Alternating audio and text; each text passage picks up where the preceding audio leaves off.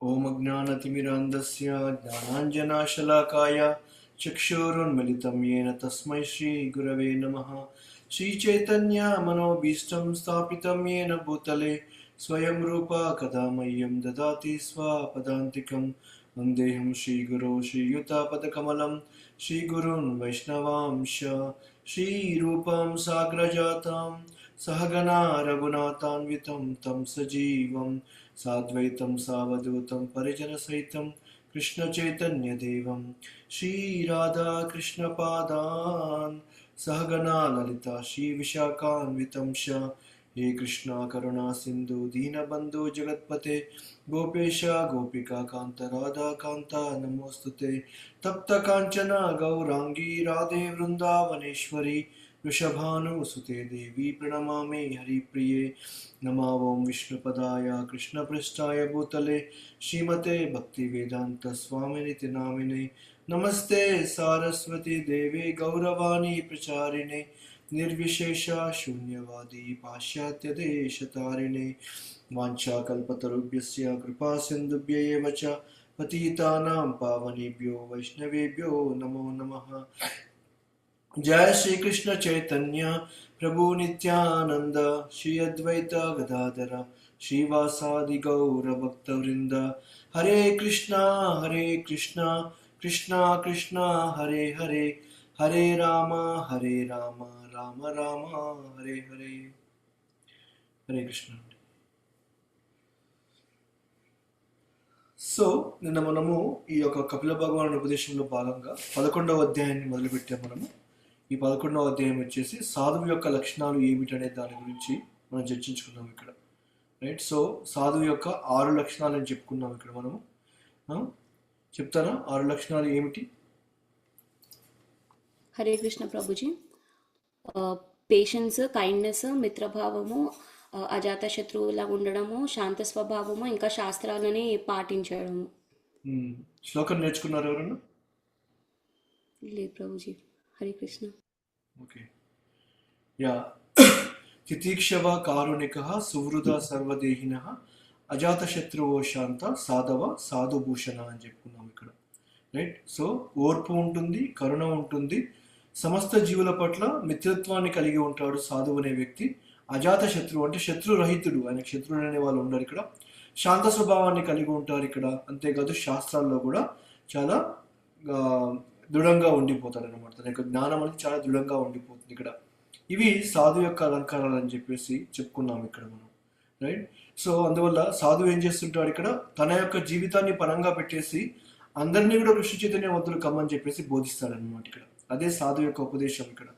అందుకనే సాధువు అనేవాడు ఎవరు కూడా తన గురించి చెప్పుకోడు.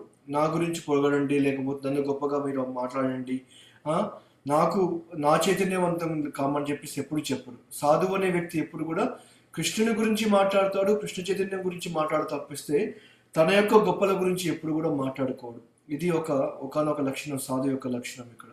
సో కాబట్టి మనం ఎప్పుడైనా సాధువుల్ని మనము కలిసామనుకోండి, మనం గమనించాలి ఇక్కడ వాళ్ళు దేని గురించి మాట్లాడుతున్నారు. వాళ్ళ సొంత లాభం కోసం వాళ్ళు ఏమైనా మాట్లాడుతున్నారా, లేకపోతే భగవంతుని గురించి మాట్లాడుతున్నారా అనే విషయం గురించి ఆలోచించాలి.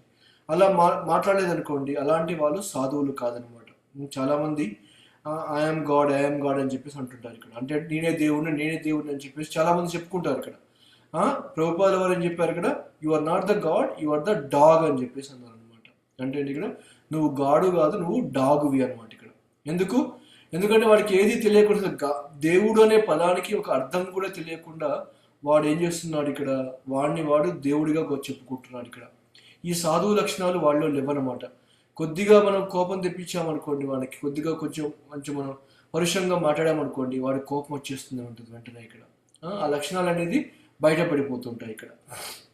అందుకని ఏం చెప్పారంటే,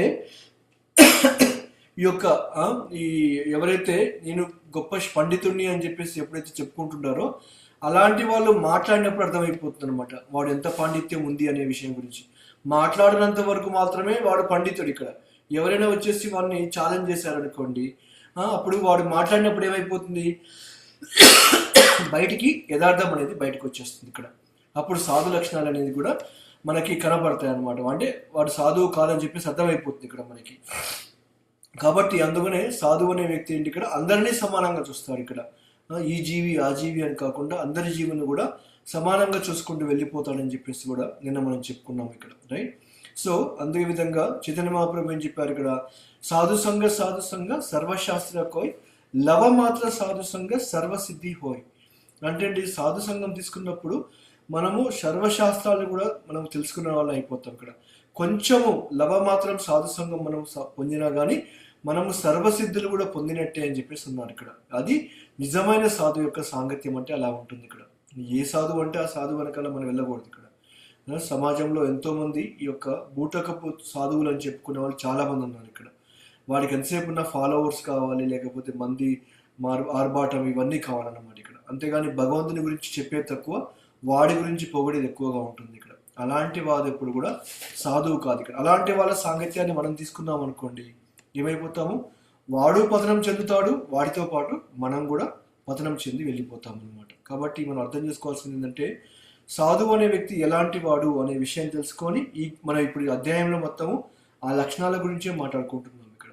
నెక్స్ట్ టైము మనం ఎవరైనా మనం కలిసామనుకోండి, అతను సాధువు అని చెప్పుకుంటున్నాడు అనుకోండి, అతనిలో ఈ లక్షణాలు ఉన్నాయా లేదా అని మనము ముఖ్యంగా గమనించాలి ఇక్కడ. అది నిన్న శ్లోకంలో మనం చెప్పుకున్నాం ఇక్కడ. కాబట్టి మన మానవ జన్మ ముఖ్య ఉద్దేశం ఏంటి ఇక్కడ చెప్తారు ఎవరన్నా? అసలు మానవ జన్మ యొక్క ముఖ్య లక్ష్యం ఏంటి ఇక్కడ మనకి? భగవంతుడికి సేవ చేయడం ప్రభుజీ. భగవంతుడి గురించి తెలుసుకోవడం, భగవంతుడికి సేవ చేయడం ప్రభుజీ. ఓకే, ఇంకెవరు చెప్తారా?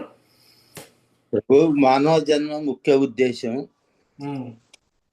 మనం ఈ శరీరం కాదు, మనం ఆత్మలమే. మనం భగవంతుని ఆత్మతో పాటు పరమాత్ముడు కూడా మనలో ఉన్నాడు. మనం భగవంతుని నిత్య సేవకులము కనుక మనం భగవంతుని సేవిస్తూ భగవద్ధామానికి వెళ్ళటానికి మనం ప్రయత్నం చేయాలి. మన తండ్రి భగవంతుడు, మన లోకం ఆధ్యాత్మిక లోకం. మన ఈ భౌతిక లోకంలోకి మన యొక్క స్వేచ్ఛ వల్ల వచ్చి పడ్డాము.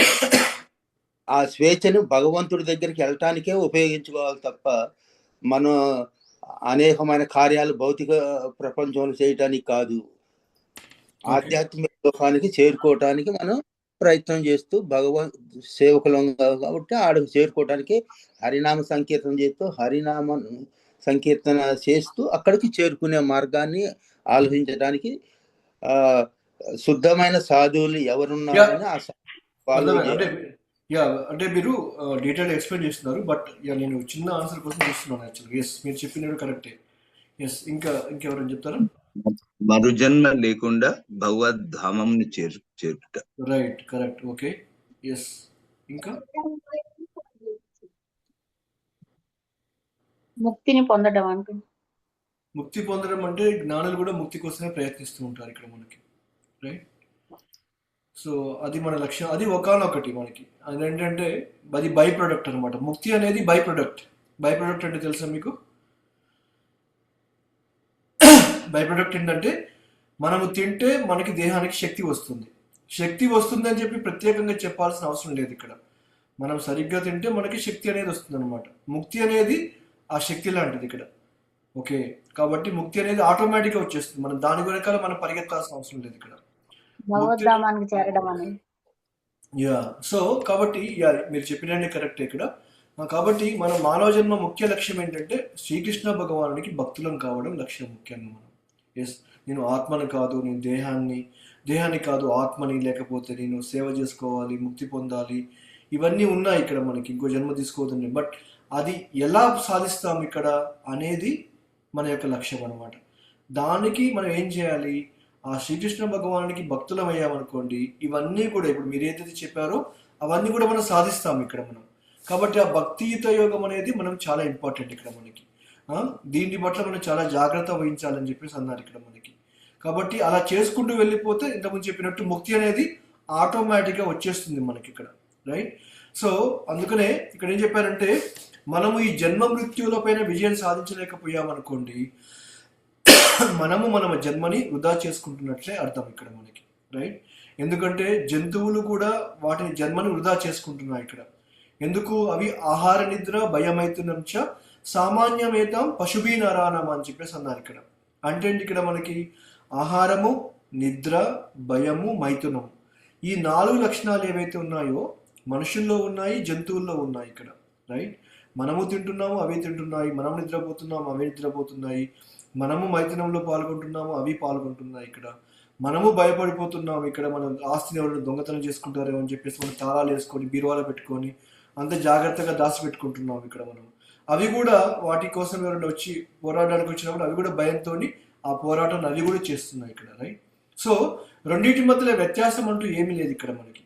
మనం ఈ లక్ష్యాన్ని అర్థం చేసుకుంటే, కృష్ణ భక్తులం కావాలనే ఆ లక్ష్యాన్ని కనుక మనం పెట్టుకున్నట్లయితే అప్పుడు మనకి వాటికి వ్యత్యాసం అనేది క్లియర్గా ఉంటుంది ఇక్కడ. లేకపోతే ఏమైపోతుంది, మన జన్మని వృధా చేసుకుంటూ వెళ్ళిపోతున్నాం అని చెప్పేసి కూడా ఈ శాస్త్రాల్లో చెప్పడం జరిగింది ఇక్కడ మనకి. ఎందుకంటే ఈ సమాజంలో ఎవరు కూడా ఈ జంతు జీవితానికి మానవ జీవితానికి వ్యత్యాసాన్ని గుర్తించలేకపోతున్నారు ఇక్కడ మనకు. ఇంతసేపు మీకు చెప్పాను కదా, మనమేమో చక్కని భవంతులలో మంచిగా double bedroom, triple bedroom, AC పెట్టుకొని డబుల్ కాట్ బెడ్లో లేకపోతే ఇంకేదో మంచి మంచి మంచి పరుపుల మీద మనం పడుకుంటున్నాము. అవేమో రోడ్డు మీద పడుకుంటున్నాయి అంత నిద్ర.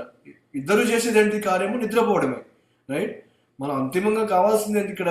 నిద్రపోవడం. మనం గొప్ప గొప్ప లగ్జరీ ఇంట్లో పడుకున్నా కానీ, రోడ్డు మీద పడుకున్నా కానీ వాడు నిద్రపోతున్నాడు, మనం నిద్రపోతున్నాయి, జంతువులు కూడా నిద్రపోతున్నాయి ఇక్కడ మనకి, రైట్?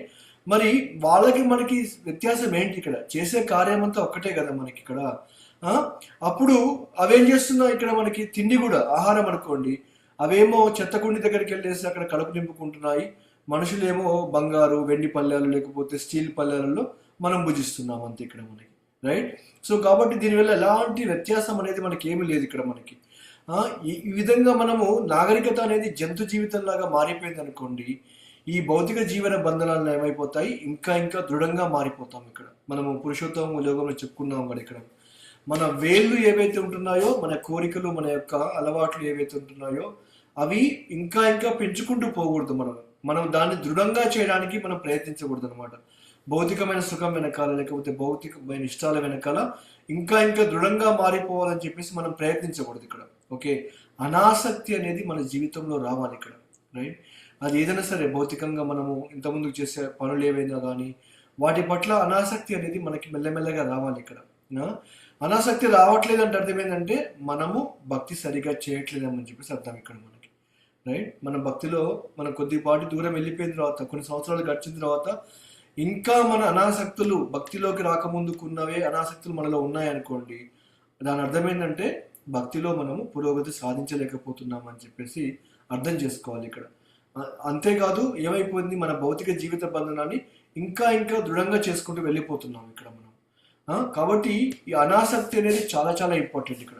ఎప్పుడైతే మన భౌతిక విషయాల పట్ల అనాసక్తి పెరిగిపోతుందో భక్తి మార్గంలో పురోగతి సాధిస్తాం ఇక్కడ, ఓకే? సో కాబట్టి ఈ మానవ జీవితం అనేది ఏంటంటే ఆ పరమ పురుషుడు ఎవరైతే ఉంటున్నారో ఆ విష్ణుమూర్తిని సంతృప్తి పరచడం కోసమే ఈ మానవ జీవితం అనేది ఉద్దేశించబడింది ఇక్కడ మనకి. మనం ఎన్ని కర్మలలో కూడా నైపుణ్యం సాధించవచ్చు ఇక్కడ, కానీ ఆ కర్మలు అనేవి ఎలా ఉండాలి ఇక్కడ మనకి? భగవంతుని సంతృప్తి పరచడం పైన ఆధారపడి ఉండాలి ఇక్కడ మనకి, ఓకే? ఒక వ్యక్తి గొప్ప కంపెనీకి యజమాని కావచ్చు, లేకపోతే కోటాను కోట్ల డబ్బులు సంపాదించవచ్చు, ఏమైనా చేయొచ్చు ఇక్కడ. కానీ ఆ సంపాదించినది ఏవైతే ఉంటుందో అది భగవంతుని సంతృప్తి పరచడం కోసం కాకుండా వాడి కోసం ఉపయోగించుకున్నాడు అనుకోండి, అప్పుడు ఏమైపోతుంది? వాడు ఇంకా ఇంకా కర్మబంధనంలో చిక్కుకొని పోతాడు ఇక్కడ మనకి.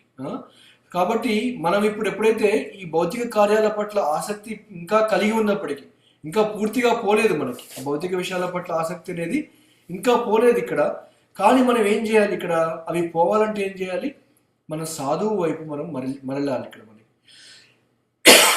సాధువు వైపు మరలం అంటే ఇక్కడ ఆయన దగ్గర నుంచి జ్ఞానాన్ని శ్రవణం చేయాలన్నమాట. ఈ ఆధ్యాత్మిక జ్ఞానాన్ని తీసుకుంటే ఏమైపోతుంది? భౌతిక కార్యాల పట్ల ఆసక్తి అనేది తగ్గిపోతుంది ఇక్కడ మనకి. ఇంతకుముందుకు సినిమాలు చూసేవాళ్ళము, క్రికెట్లని లేకపోతే ఇంకేదో ఎంజాయ్మెంట్లు, ఆ రెస్టారెంట్, ఈ రెస్టారెంట్లు, ఈ వెకేషన్లు, ఆ వెకేషన్లని ఎన్నో చేసేవాళ్ళం ఇక్కడ ఇంతకుముందుకి ఇక్కడ. కానీ ఇప్పుడు ఏమైపోయింది? సాధువు చెప్పిన విధంగా మనం ఏం చేస్తున్నప్పుడు మన జీవితాన్ని భగవంతుని వైపు, భగవంతుని సేవ వైపు మరుస్తున్నాం ఇక్కడ. ఏ విధంగా? సాధువు ఆ జ్ఞానాన్ని మనకు చెప్తున్నారు కాబట్టి ఇక్కడ మనకి. అందుకనే ఇప్పుడున్న సమాజంలో చాలా మంది ఏమైపోయారు ఇక్కడ, వాళ్ళు కేవలం డబ్బుకు కానీ, స్త్రీలకు కానీ, చక్కటి భవంతులకు కానీ దేశము, సమాజము, స్నేహితులు అనే ఈ అనుబంధాలలో పూర్తిగా చిక్కుకొని పోయారన్నమాట ఇక్కడ. దీనినే శాస్త్రంలో ఏం చెప్పారంటే ఆర్జనం పశువు అని చెప్పేసి అంటారంట ఇక్కడ. పశువు అంటే ఇక్కడ పశువు అంటే జంతువు, పశువు అంటే త్రాడు అని కూడా అర్థం సంస్కృతంలో ఒకటే పదానికి వేరే రకాల అర్థాలు కూడా ఉంటాయి ఇక్కడ.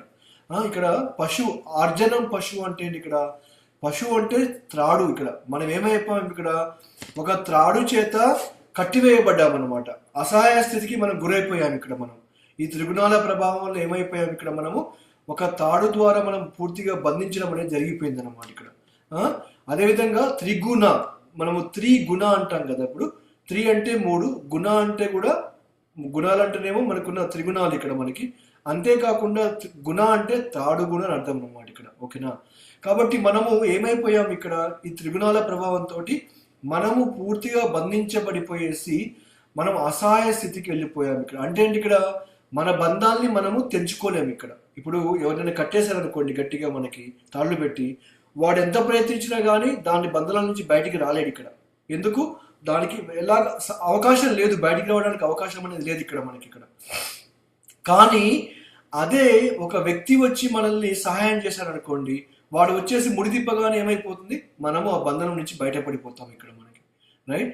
సో అదేవిధంగా మనము కూడా ఏంటంటే ఈ భౌతిక బంధనం నుంచి బయటపడిపోవాలంటే మన సొంతంగా ప్రయత్నిస్తే బయటపడిపోలేము ఇక్కడ. చాలా మంది అదే అనుకుంటారు, భక్తి అంటే మిగతాది ఏది చెప్పినా వింటారు ఇక్కడ. మిగతాది పాలిటిక్స్ కానీ, సినిమాలు కానీ, క్రికెట్ కానీ, ఇంకా వ్యాపారం అని, ఆ డబ్బులు ఈ డబ్బులు సంపాదించి ఎన్ని చెప్పినా వింటారు. కానీ భక్తి దగ్గరికి వచ్చి చెప్పామనుకోండి, వాడు మాత్రము నాకు నువ్వేం చెప్పొద్దని చెప్పేసి అంటాడు ఇక్కడ. భక్తి నాకు మొత్తం తెలుసు, నాకు రామాయణం తెలుసు, మహాభారతం తెలుసు, భగవద్గీత తెలుసు, నాకు చెప్పాల్సిన అవసరం లేదు, ఇది నాకు అవసరం లేదని చెప్పేసి అంటాడు అనమాట ఇక్కడ. అంటే ఇక్కడ వాడు అసహాయ స్థితిలో ఉన్నాడు ఈ బంధనాలతోటి. నేను వచ్చి నిన్ను విడిపించేస్తానురా, నువ్వు బయటికి రారా అంటే లేదు నేను ఇట్నే ఉండిపోతానని చెప్పేసి అంటున్నాడు వాడు ఇక్కడ. అది సమాజం యొక్క పరిస్థితి అలా మారిపోయింది అనమాట ఇక్కడ. అలాంటి అజ్ఞానంలో ఉండిపోయారు ఇక్కడ వాళ్ళు ఇక్కడ. మనకి తెలుసు భగవంతుని యొక్క ఆజ్ఞ లేకుండా చిన్న గడ్డి పరక కూడా కదలదని చెప్పి మనకి తెలుసు మనకి ఇక్కడ. అదేవిధంగా మనం కూడా ఈ బంధనం నుంచి బయటపడిపోవాలంటే మన సొంత ప్రయత్నాల ద్వారా మనం చేయలేము ఇక్కడ. వేరే వాళ్ళు వచ్చేసి మనల్ని కాపాడితేనే మనకి సాధ్యమైపోతుంది అనమాట ఇక్కడ. ఏ విధంగా ఇప్పుడు మనకి ఇక్కడ మనం ఇప్పుడు సముద్రంలో పడిపోయాం అనుకోండి. ఇప్పుడు పడిపోయినప్పుడు మనకి అక్కడ మనకు ఎంత ఈదినా కానీ సముద్రం నుంచి బయటపడలేము ఇక్కడ. ఎంత నీతాం చెప్పండి సముద్రాన్ని ఇక్కడ, అది చిన్నది కాదు కదా, చాలా పెద్దది సముద్రం అంటే ఇక్కడ. కానీ ఎవరైనా వేరే వ్యక్తి వచ్చేసి మనకి చెయ్యి అందించాడు అనుకోండి, దాని నుంచి బయటపడడం అనేది మనకి సులభం అయిపోతుంది ఇక్కడ మనకి. రైట్?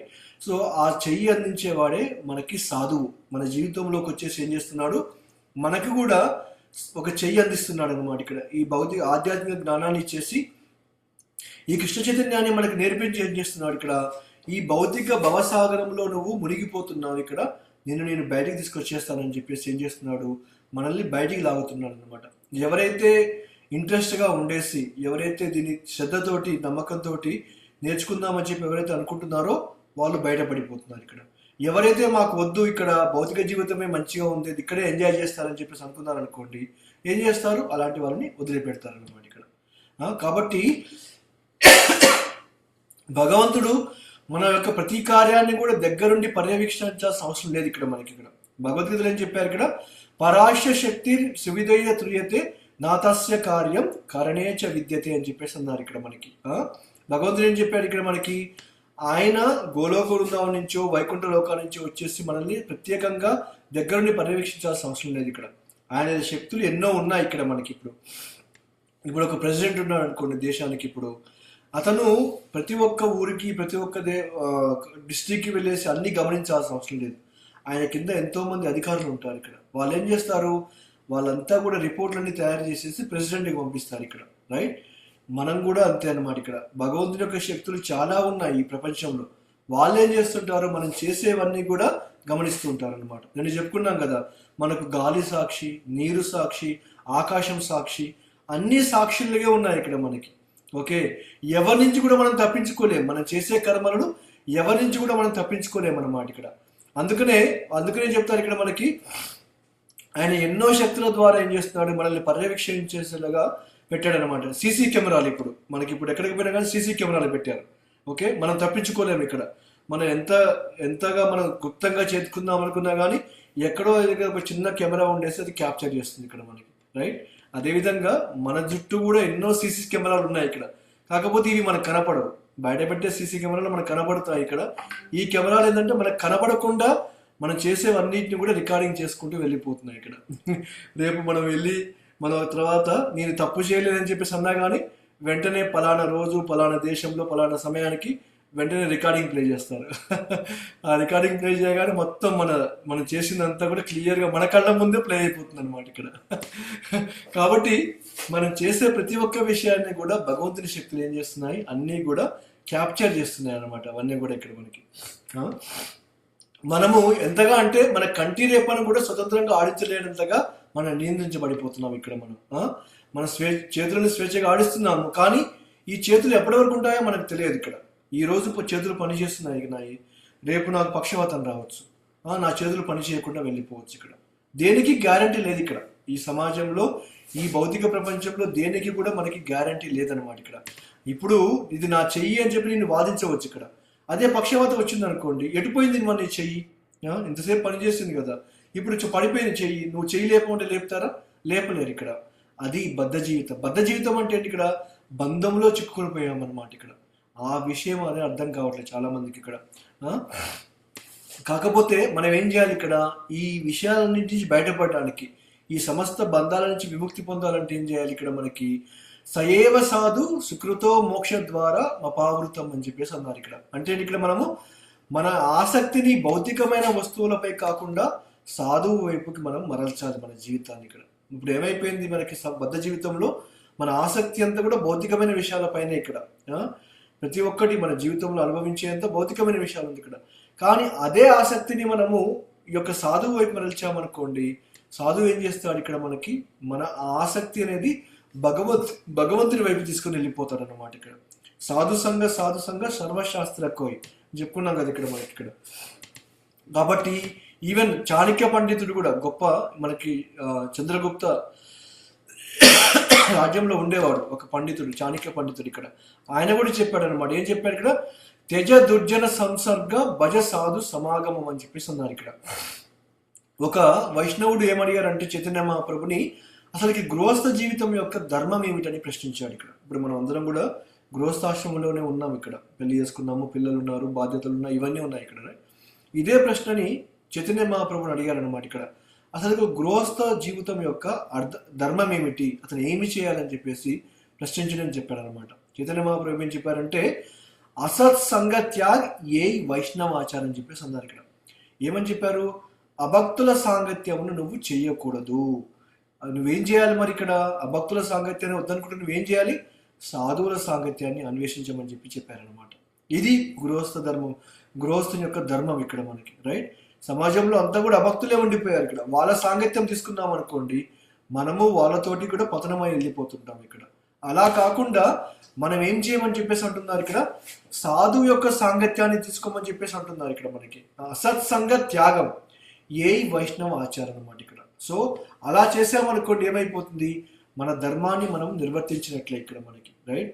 ఈ గృహస్థాశ్రమం అనేది అన్నిటికీ అనుకూలంగా ఉన్న ఆశ్రమం. ఇప్పుడు బ్రహ్మచారి ఆశ్రమంలో అనుకోండి, ఇక్కడ మనకి కొన్నిసార్లు మన ఇంద్రియాలు మన కంట్రోల్లో ఉండకపోవచ్చు, తప్పులు చేసే అవకాశం కలిగిపోతుంది ఇక్కడ. అదే సన్యాసాశ్రమంలో కూడా ఇంకా స్ట్రిక్ట్గా ఉంటాయి రూల్స్ ఇక్కడ. అవన్నీ కూడా అక్కడ ఏమీ చేయలేము ఇక్కడ. మనకి ఒక బ్యాంక్ అకౌంట్ ఉండదు ఇక్కడ, ₹1 కూడా వాళ్ళకంటూ ఏమీ ఉండదు ఇక్కడ. వాళ్ళకి అంతా త్యజం చేసేసి వైరాగ్యం తీసుకొని జీవించాలి ఇక్కడ. వానప్రస్థం అంటే అందరికీ సాధ్యమయ్యే విషయం కూడా కాదు ఇక్కడ. కానీ గృహస్థాశ్రమం ఏదైతే ఉంటుందో, భక్తి చేసుకోవడానికి ఉన్న అనుకూలమైన ఆశ్రమం ఏదైనా ఉంది అంటే అది గృహస్థాశ్రమం మాత్రమే ఇక్కడ మనకి. ఎందుకంటే ఇప్పుడు మన శాస్త్రాలు మీరు గమనించారనుకోండి, భగవద్గీత కానీ, భాగవతం కానీ, చైతన్య చరితామృత కానీ, రామాయణం కానీ, మీరు ఏ శాస్త్రం అన్నా గమనించండి ఇక్కడ. ఎంతమంది భక్తులు గృహస్థాశ్రమంలో ఉన్నారు, ఎంతమంది బ్రహ్మచర్యంలో ఉన్నారు ఇక్కడ, రైట్. సో దాన్ని బట్టి అర్థమైపోతుంది ఇక్కడ గృహస్థాశ్రమంలో ఉండి కూడా ఏ విధంగా వాళ్ళ జీవితాన్ని పరిపూర్ణం చేసుకున్నారో మనం క్లియర్గా అర్థం చేసుకోవచ్చు ఇక్కడ. కాబట్టి మనం ఉన్న ఈ ఆశ్రమం ఏదైతే ఉంటుందో చాలా ఉత్తమమైన ఆశ్రమం ఇక్కడ. ఇక్కడ మనం అన్నీ చేసుకుంటూ మనము భక్తి చేసుకుంటూ కూడా ముందుకు వెళ్ళిపోవచ్చు అనమాట ఇక్కడ మనకి. కాబట్టి ఇప్పుడున్న సమాజంలో ఏమైపోయింది, ఇక్కడ చైతన్య మహాప్రభు ఏం చెప్పారు, అభక్తుల సాంగత్యాన్ని చేయకూడదని చెప్పేసి అన్నారు ఇక్కడ. కానీ ఇప్పుడున్న సమాజంలో మన చుట్టుపక్కల ఉన్న వాళ్ళందరూ అభక్తులే, మనం ఒక్కరం ఉన్నాం అనుకోండి, ఇప్పుడు మిగతా వాళ్ళందరూ కూడా చాలా మంది అభక్తులే. అంటే ఇక్కడ వాళ్ళు కృష్ణ చైతన్య భక్తి లేకుండా ఏమి లేకుండా జీవితాన్ని ముందుకు తీసుకుని వెళ్ళిపోతుంటారు ఇక్కడ మనకి. అదేవిధంగా సాధువులను పొందడం కూడా చాలా కష్టం. ఇప్పుడు సాధువులు సాంగత్యం పొందాలనుకున్నాం అనుకోండి, ఇంతకుముందు కలాగా గురుకులాలు లేవు ఇప్పుడు ఇక్కడ మనకి. సాధువు అనే వ్యక్తి ఒక దగ్గర ఉండడు ఇక్కడ, అది కూడా కష్టమే ఇక్కడ, రైట్. అటు అభక్తుల సాంగత్యాన్ని వదిలిపెట్టడం కష్టము, ఇటు సాధువుల సాంగత్యాన్ని లభించడం కూడా కష్టము, రెండు కష్టమే ఇక్కడ మరి అలాంటప్పుడు మనం ఏం చేయాలి ఇక్కడ, రైట్. ప్రతి ఒక్కరు మనం ఇది ఒక ప్రశ్న అనేది మన అందరిలో రావాలి ఇక్కడ మనకి. అందుకనే ప్రభుపాద వారు ఏం చేశారంటే ఈ కృష్ణ చైతన్య ఉద్యమాన్ని స్థాపించారు మనందరి కోసం ఇక్కడ. ఎందుకు, ఈ కృష్ణ చైతన్యంలో మీరు సాంగత్యాన్ని పొందవచ్చు ఇక్కడ, మీరు ఇంట్లోనే ఉండేసి కూడా సాంగత్యాన్ని తీసుకోవచ్చు అని చెప్పేసి ఈ కృష్ణ చైతన్య ఉద్యమాన్ని స్థాపించడం జరిగిపోయింది ఇక్కడ మనకి. దీనివల్ల ఏమైపోతాం, మనము సాధు సాంగత్యాన్ని మనం శ్రవణం ద్వారా పొందేసి ఏం చేస్తాం, మనము విముక్తి పొందే అవకాశం కూడా కలిగిపోతుంది ఇక్కడ. ఈ కృష్ణ చైతన్యంలో ఇది తప్పస్తే ఇంక వేరే ఉద్దేశం ఏమీ లేదు ఇక్కడ. ఓకే, ఈ కృష్ణ చైతన్య సంఘం యొక్క ముఖ్య ఉద్దేశం ఏంటిది, సాధు సాంగత్యాన్ని పొందడము. ఇక్కడ మనం అందరం ఉన్నాం ఇప్పుడు సత్సంగంలో. ఇక్కడ మనం ఏం చేస్తున్నాం, ఇక్కడ భౌతికమైన విషయాల గురించి ఏమీ మాట్లాడట్లేము ఇక్కడ, ఏది మాట్లాడినా కూడా భగవంతుని గురించి ఇక్కడ. అంటే ఏంటి, ఇక్కడ ఈ జూమ్ కాల్ ద్వారా మనందరం కూడా సాధు సాంగత్యంలో ఉన్నట్లే ఇక్కడ మనకి, ప్రభుపాల వారి సాంగత్యంలో ఉన్నట్లే ఇక్కడ మనకి. ఈ విధంగా మన జీవితాన్ని బిజీ చేసుకోమని చెప్పేసి అంటున్నారు ఇక్కడ. మీరు కావాలని చెప్పి ప్రయత్నించారనుకోండి అభక్తుల సాంగత్యం నుంచి దూరంగా వెళ్ళిపోవాలని, అది సాధ్యమయ్యే విషయం కాదు ఇక్కడ. నేను చెప్పాను కదా మీకు, ఒక చెడు అలవాటు మన నుంచి వెళ్ళిపోవాలంటే మంచి అలవాటుని పెంపొందించుకోవాలి ఇక్కడ, రైట్. ఇప్పుడు ఆ అభక్తుల సాంగత్యాన్ని వదిలిపెట్టాలంటే ఏం చేయాలి, మనం భక్తుల సాంగత్యాన్ని ఎక్కువగా తీసుకోవాలి ఇక్కడ మనం. అది శ్రవణం ద్వారా కావచ్చు, మనం దేవాలయానికి గుడికి వెళ్ళడం ద్వారా కావచ్చు, గుడిలో మనకి సేవలు చేయడం ద్వారా కావచ్చు, ఇక్కడ మనకి మన ఇంట్లో భగవంతుడికి సేవ చేయడం ద్వారా కావచ్చు. ఈ విధంగా ఏం చేయాలి, ఇక్కడ మనము మన సాంగత్యాన్ని ఇంకా ఇంకా పెంచుకుంటూ పోయామనుకోండి, అప్పుడు ఇది సాధ్యమవుతుంది ఇక్కడ మనకి. అసలు ఈ కృష్ణ చైతన్య సంఘమే లేదనుకోండి, భక్తి ఎలా చేయగలుగుతాం మనం ఇక్కడ. ఈ పుస్తకాలన్నీ కానీ మనకి ఎలా అందుబాటులోకి వచ్చే ఉండే ఇక్కడ, అది సాధ్యమయ్యే విషయం కాదనమాట ఇక్కడ. అందుకనే ప్రభుపాద వారు సాధించింది మామూలు చిన్నపాటి విషయం కాదు ఇక్కడ. ఈ యొక్క గత 500 సంవత్సరాల్లో ఎవరూ చేయని విధంగా ఈ ఉద్యమాన్ని ప్రపంచమంతటా స్థాపించింది ప్రభుపాద వారు మాత్రమే ఇక్కడ. ఇంతకుముందుకు ఎంతో మంది పాశ్చాత్య దేశాలకు వచ్చారు ఇక్కడ ఈ భక్తి మార్గాన్ని చెప్పడానికి, కానీ ఎవరికి కూడా ఆ సక్సెస్ అనేది రాలేదు ఇక్కడ, ఆ విజయం అనేది రాలేదు ఇక్కడ. ఎందుకు, వాళ్ళు చెప్పిన దాంట్లో భగవంతుని కంటే ఎక్కువగా వాళ్ళ గురించి చెప్పుకున్నారు ఇక్కడ, అందువల్ల వాళ్ళకి విజయం అనేది రాలేదు ఇక్కడ. కానీ ప్రభుపాద వారు ఏం చేశారు, కృష్ణుణ్ణి ముందుంచారనమాట ఇక్కడ. కృష్ణుణ్ణి ముందుంచేసి ఆయన్ని తక్కువగా చూపెట్టుకున్నారనమాట ఇక్కడ, రైట్. సో కాబట్టి అందువల్ల ఈ కృష్ణ చైతన్య ఉద్యమం అనేది అందరూ కూడా స్వీకరిస్తున్నారు ఇప్పుడు ఇక్కడ. కాబట్టి మనము చాలా చాలా అదృష్టవంతులం అని చెప్పేసి అనుకోవాలి ఇక్కడ మనం. ఇలాంటి సాంగత్యాన్ని ఎటు వెళ్లకుండా మన ఇంట్లోనే ఉండి మనం ప్రాక్టీస్ చేసుకునే అవకాశాన్ని ప్రభుపాద వారు మనకు కల్పించారు ఇక్కడ. లేకపోతే ఎక్కడైనా వెతుకుంటూ పోతాను చెప్పండి సాధువుల్ని, ఎవరు సాధువు అని చెప్పి మనకి ఎలా తెలుస్తుంది ఇక్కడ మనకి. ఇలాంటి కష్టమేమీ చేయకుండా మనకి అతి సులభంగా మనకి ఈ ఉద్యమాన్ని, ఈ యొక్క కృష్ణ చైతన్యాన్ని మనకి అందించడం జరిగిపోయింది ఇక్కడ. మనం ఈ అవకాశాన్ని సద్వినియోగం చేసుకోవాలి. దీన్ని దుర్వినియోగం చేసుకున్నాం అనుకోండి ఈ జన్మలో, మళ్ళీ ఇంకా ఏ జన్మలో ఈ అవకాశం వస్తుందో మనకు తెలియదు, అది మాత్రం గ్యారంటీ ఇక్కడ. ఓకే, అదృష్టం కొద్దీ ఇక్కడ భక్తుల సాంగత్యాన్ని కల్పించారు మనకి, ఈ జ్ఞానాన్ని వినే అవకాశం కలిగింది కాబట్టి ఈ అవకాశాన్ని సద్వినియోగం చేసుకోవాలి ఇక్కడ మనకి. అలా సద్వినియోగం చేసుకుంటే ఏమైపోతాము, మళ్ళీ ఈ బంధాల్లోకి రాకుండా మనము వెళ్ళిపోయే అవకాశం కూడా ఉంటుందన్నమాట ఇక్కడ. అందుకనే భగవంతుడు ఏం చెప్పారంటే, ఎవరైతే ఆయన గురించి ఎల్లప్పుడూ ఆలోచిస్తూ ఉంటారో అలాంటి వ్యక్తి ఉత్తమ సాధువు అని చెప్పేసి అన్నారు ఇక్కడ. సాధువు అంటే ఏదో గొప్ప చెప్పాను కదన్నా, గడ్డాలు పెంచుకొని లేకపోతే కాషాయ వస్త్రాలు ధరించేసి అందరికి దూరంగా వెళ్ళేసి అడవిలో జీవించేవాడు సాధువు కాదు ఇక్కడ. భగవంతుని ఎల్లప్పుడూ ఎవరైతే స్మరించుకుంటూ వెళ్ళిపోతారో అలాంటి వ్యక్తి ఉత్తమ సాధువు అని చెప్పేసి భగవంతుడు స్వయంగా చెప్పాడు ఇక్కడ మనకి. ఇది చాలా సులభమైనది ఇక్కడ మనకి. ఓకే, మనం భగవంతుని స్మరించడం అనేది చాలా చాలా సులభమైన విషయం ఇక్కడ మనకి. ఓకే, మనం ఏమీ గొప్పగా ఎన్నో ఖర్చులు పెట్టి ఏమో చేయాల్సిన అవసరం లేదు ఇక్కడ మనకి. ఇక్కడ అది ఎలా సాధ్యం అంటే ఇప్పుడు మనం ఏం చేస్తున్నారు ఇక్కడ, ఒకప్పుడు ఒక వ్యాపారం ఉందనుకోండి, మన వ్యాపారాన్ని, కుటుంబాన్ని, మనం ప్రేమించే వస్తువుల్ని, వాటి గురించి ఆలోచిస్తుంటారు ఇక్కడ. ఇంతమందికి మీకు ఎగ్జాంపుల్ కూడా చెప్పాను. ఏం చెప్పాను, ఒక తల్లి ఉందనుకోండి, తల్లి పిల్లవాడు బయటికి స్కూల్కో ఎక్కడికో వెళ్ళాడు అనుకోండి, వెళ్ళిపోయినప్పుడు ఏం చేస్తుంది, ఆమె ఆలోచన అంతా కూడా ఆ పిల్లవాడి మీదనే ఉంటుంది ఇక్కడ. ఎందుకు, ఇంట్లో ఎట్లా తిరుగుతున్నప్పుడు ఏదైనా బొమ్మలు కనబడ్డాయి అనుకోండి, అరే మా పిల్లవాడు దీంతో ఆడుకున్నాడే, లేకపోతే వాని యొక్క దుస్తులు ఏమైనా కనపడ్డాయి అనుకోండి, అరే నిన్న ఇది వేసుకున్నాడే ఇక్కడ, ఈ రోజు వీనికి వంట చేస్తే ఏముంటుంది ఇక్కడ అనే భావంతో రోజంతా కూడా దాని గురించి ఆలోచిస్తూ ఉంటుంది అనమాట ఇక్కడ, రైట్. అది పెద్ద కష్టతరమైన విషయం ఏం కాదు ఇక్కడ, రైట్.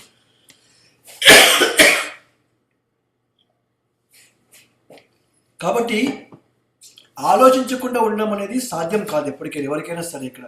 కాబట్టి ఇప్పుడు ఏం చేయాలి ఇక్కడ, మనము వేరే వాటి గురించి ఆలోచించకుండా భగవంతుని గురించి మనం ఆలోచించాలన్నమాట ఇక్కడ.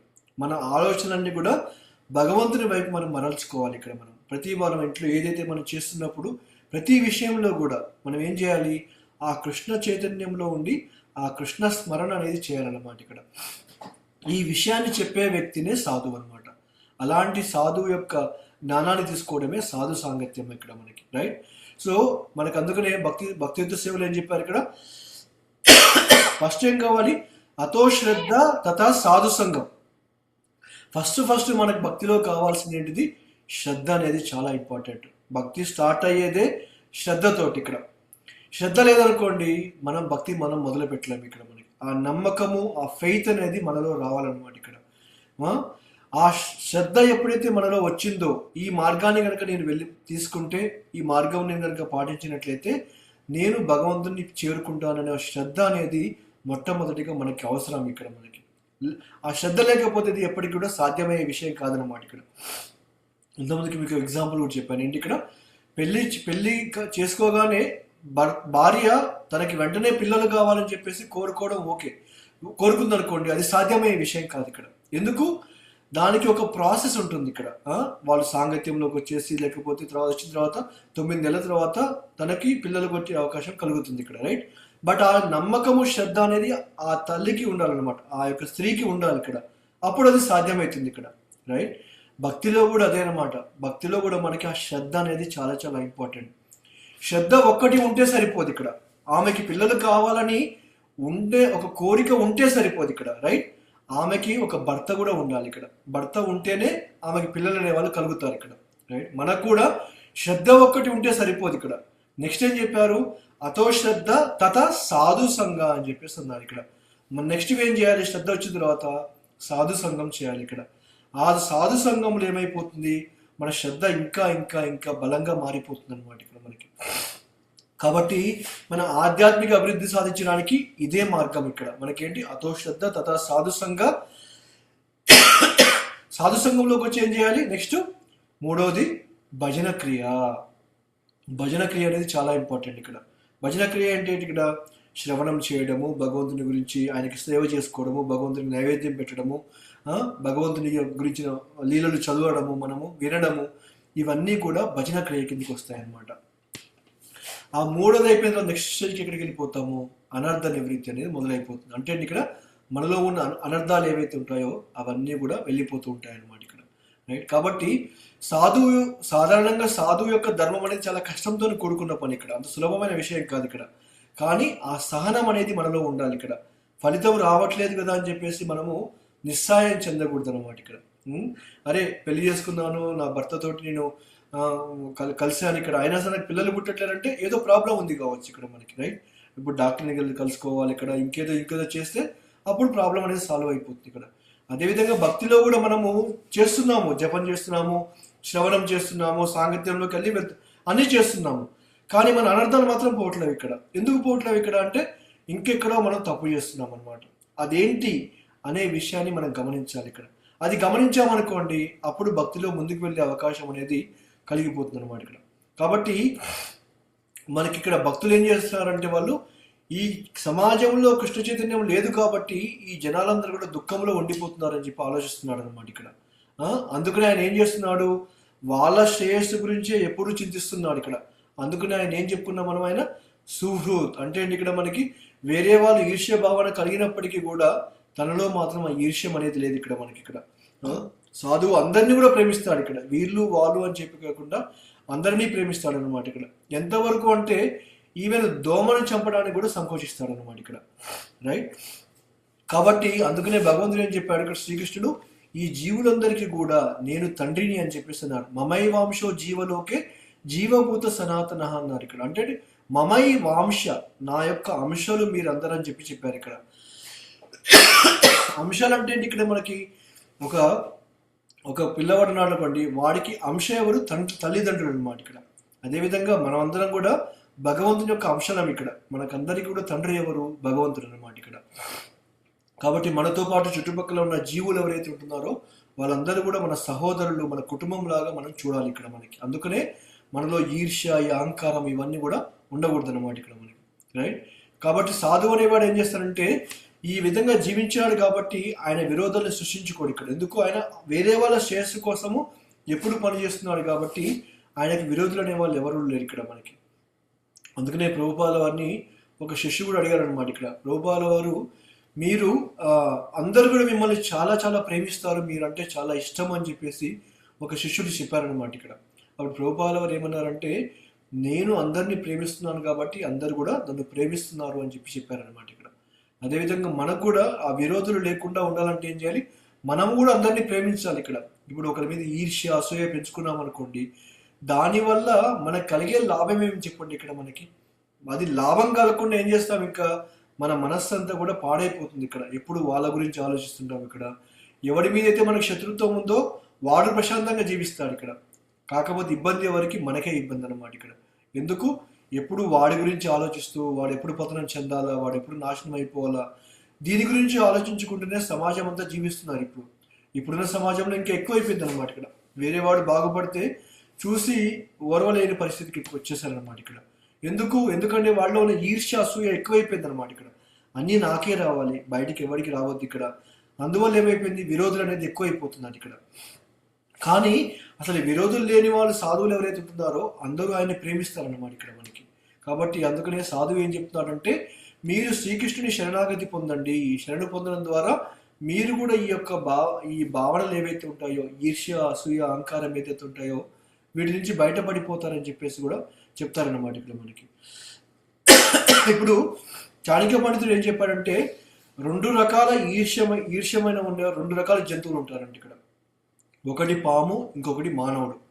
వీళ్ళిద్దరు కూడా ఈర్ష్యా స్వభావాన్ని కలిగి ఉంటారండి ఎప్పటికి కూడా ఇక్కడ. ఎందుకు? పాము ఏం చేస్తుంది? మన తప్పు లేకపోయినా కానీ మనల్ని కాటేసి మనల్ని చంపేస్తుంది ఇక్కడ మనకి, రైట్. సో అప్పుడు కొన్నిసార్లు పాము, మనం నడుస్తూ ఉంటాము, మనం ఏదో కాలేస్తుంటాము ఇక్కడ, మనం చూసి చూడకుండా వేసినా కానీ ఏమైపోతుంది? అది కాటేసి మనల్ని చంపేస్తుంది ఇక్కడ. అది ఈర్ష్య అనుకోవచ్చు, ఇంకేదని అనుకోవచ్చు ఇక్కడ. కానీ ఇక్కడ ఏం చెప్పారంటే, పాము కంటే కూడా ఇంకా గొప్ప ఈర్ష్య ఉన్నది ఎవరు అంటే అది మానవుడు అని చెప్పేసి అంటున్నారు ఇక్కడ. అంటే ఇక్కడ పాము కంటే భయంకరమైన వ్యక్తి మానవుడు అని చెప్పేసి ఇక్కడ చెప్తున్నారు అన్నమాట ఇక్కడ మనకి. ఎందుకు?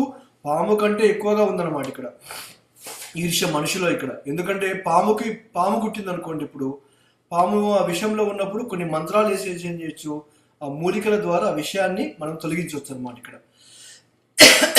కానీ ఈర్ష్యాద్వేషాలు ఉన్న ఒక వ్యక్తి ఉన్నాడు అనుకోండి, వానికి ఎన్ని మంత్రాలు వేసినా ఏం వేసినా కానీ వాడిని లొంగ తీసుకోవడం మాత్రం సాధ్యపడదు ఇక్కడ. కాబట్టి దీన్ని బట్టి మనం అర్థం చేసుకోవాల్సిందంటే, ఎవరు ఈర్ష్యాపరుడు ఇక్కడ? పాము కంటే మనిషికే ఎక్కువ ఈర్ష్య ఉందన్నమాట ఇక్కడ మనకి. కాబట్టి అర్థం చేసుకోవాలి ఇక్కడ మనలో ఉన్న ఈ ఏవైతే ఉన్నాయో ఈర్ష్య, అసూయ, ఈ ఏవైతే ఉన్నాయో వీటిని మనం పక్కన పెట్టేసేయాలి ఇక్కడ మనం. ఎందుకు? మనము కూడా పాములాగా ఎప్పుడు కూడా బుసగొడుతున్నారన్నమాట ఇక్కడ. ఎప్పుడు వేరే వాళ్ళ గురించి తప్పుగా మాట్లాడుకుంటూ, తప్పుగా ఆలోచిస్తూ, వాడిని చెడు రావాలని చెప్పేసి కోరుకోవడంలో సమాజంలో ఎక్కువైపోయింది ఇప్పుడు ఇక్కడ. ఒకప్పుడున్న బంధాలు కానీ ఈ సంబంధాలు ఇప్పుడు లేవు ఇక్కడ, తగ్గిపోయాయి సమాజంలో ఇక్కడ. ఎందుకు? వేరేవాడు బాగుపడితే చూసే పరిస్థితి లేదన్నమాట ఇక్కడ మనకి. అందుకనే ఇక్కడ ఏం చెప్తారంటే, ఈ కలియుగంలో ప్రతి ఒక్కరు కూడా ఈర్ష్యాపరులే అని చెప్పేసి అంటున్నారు ఇక్కడ. కాబట్టి మనం ఏం చేయాలి ఇక్కడ? మనము అలాంటి వాళ్ళని మనం సహించాలి ఇక్కడ. వాళ్ళు చేశారు కదా అని చెప్పేసి మనం కూడా తిరిగి వాళ్ళకి చేయడం కాదు ఇక్కడ. మనం ఏం చేయాలి? ఇవన్నీ మనం సహించామనుకోండి, మనం భక్తిలో ముందుకు వెళ్ళే అవకాశం కలుగుతుంది ఇక్కడ. ఈ సాధు లక్షణాన్ని పెంపొందించుకునే అవకాశం అనేది కలిగిపోతుంది ఇక్కడ మనకి. అందుకనే ఈ ఈర్ష్య కల వాళ్ళు ఏం చేస్తుంటారు ఇక్కడ కృష్ణ చైతన్య ఉద్యమానికి ఎన్నో ఆటంకాలు కలిగిస్తారు ఇక్కడ మనకి. వాళ్ళు భక్తులు బయటికి వెళ్ళి ప్రచారం చేస్తున్నారు అనుకోండి, వాళ్ళకి అనేక రకమైన ఇబ్బందులు అనేది కలిగిస్తుంటారు ఇక్కడ. ఎందుకు వీళ్ళు చేస్తే ఎక్కడ సమాజంలో మార్పు వస్తుందో, వీళ్ళ ద్వారా మనమందరం కూడా భక్తి చేయాల్సి వస్తుందో అని చెప్పేసి ఏం చేస్తారు, ఎన్నో రకాల ఆటంకాలు అనేది తీసుకొస్తూ ఉంటారు ఇక్కడ మనకి. కానీ ప్రభుపాద వారు ఏం చెప్తున్నారంటే అలాంటివన్నిటి కూడా, అలాంటి ఆటంకాలు మన జీవితంలోకి వచ్చాయనుకోండి, మనము వాటిని సహించాలి ఇక్కడ. ఎందుకు భగవంతుడు ఈ ఆటంకాలు మన జీవితంలో సృష్టించడం ద్వారా ఏం చేస్తున్నాడు ఇక్కడ, మన యొక్క సహనాన్ని పరీక్షిస్తున్నాడు అనమాట. ఇక్కడ వీడు భక్తి చేసుకుంటూ వెళ్ళిపోతున్నాడు, ఇక్కడ ఎంత సహనాల్లో ఉన్నాడు ఇక్కడ వీడు. ఏదైనా ఆటంకి ఏమైనా ఇబ్బంది వచ్చినప్పుడు ఎంతగా సహనంతో తన జీవితాన్ని ముందుకు తీసుకుని వెళ్ళిపోతున్నాడు అని గమనిస్తాడు అనమాట భగవంతుడు ఇక్కడ. కొన్నిసార్లు మన జీవితంలో కష్టాలు వచ్చాయనుకోండి భక్తి చేస్తున్నప్పుడు, మనం అనుకోవద్దు అరే నేను భక్తి చేస్తున్నాను కదా ఎందుకు కష్టాలు వస్తున్నాయి అనుకోవద్దు. ఇక్కడ భగవంతుడు మనల్ని మన సహనాన్ని పరీక్షిస్తున్నాడని చెప్పేసి అనుకోవచ్చు ఇక్కడ మనకి. ఇప్పుడు పాండవుల ఎగ్జాంపుల్ తీసుకుందాం అనుకోండి, వాళ్ళకి ఒక కష్టం తర్వాత ఇంకో కష్టం, ఇంకో కష్టం తర్వాత ఇంకో కష్టం, అలా ఎన్నో కష్టాలు అనేది రావడం జరిగిపోయింది ఇక్కడ. అంత మాత్రం చేతన వాళ్ళు కష్టాలకు వచ్చాయి కానీ చెప్పేసి కృష్ణుని ఏ రోజు కూడా నిందించలేదు వాళ్ళు ఇక్కడ. నువ్వు మా పక్కనే ఉన్నావు కదా, మా కష్టాలు వస్తున్నాయి కదా, ఎందుకు మమ్మల్ని కాపాడట్లేవు అని చెప్పేసి వాళ్ళు ఎప్పుడు కూడా వెళ్ళి ప్రశ్నించలేదు ఇక్కడ. వాళ్ళు ఆ సహనంతో వాళ్ళకు వచ్చే కష్టాలు ఆటంకాలు ఏవైతే ఉంటాయో అన్నిటినీ ఎదుర్కోవడం జరిగింది ఇక్కడ. అలా ఎదుర్కొన్నాడు కాబట్టే ఏమైపోయింది, కృష్ణుడు అన్ని వేళలా కూడా వాళ్ళని కాపాడడం కూడా జరిగిపోయింది అనమాట ఇక్కడ మనం. అదేవిధంగా మన భక్తి మార్గంలో కూడా ఈ సహనం అనేది చాలా చాలా ఇంపార్టెంట్ ఒకానొక భక్తి అంగం అనమాట ఇక్కడ.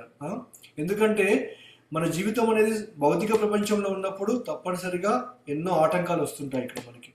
ఏ విధంగానైతే నేను నీళ్ళలోకి వెళ్ళిపోతాను కానీ తడవకూడదు అని అనుకున్న ఇట్లా ఉంటుందో, ఈ భౌతిక జీవితంలో జీవిస్తూ, ఈ ప్రపంచంలో జీవిస్తూ నాకు ఇబ్బందులు రావద్దు, కష్టాలు రావద్దు అని అనుకోవడం కూడా అలాంటిది అనమాట ఇక్కడ.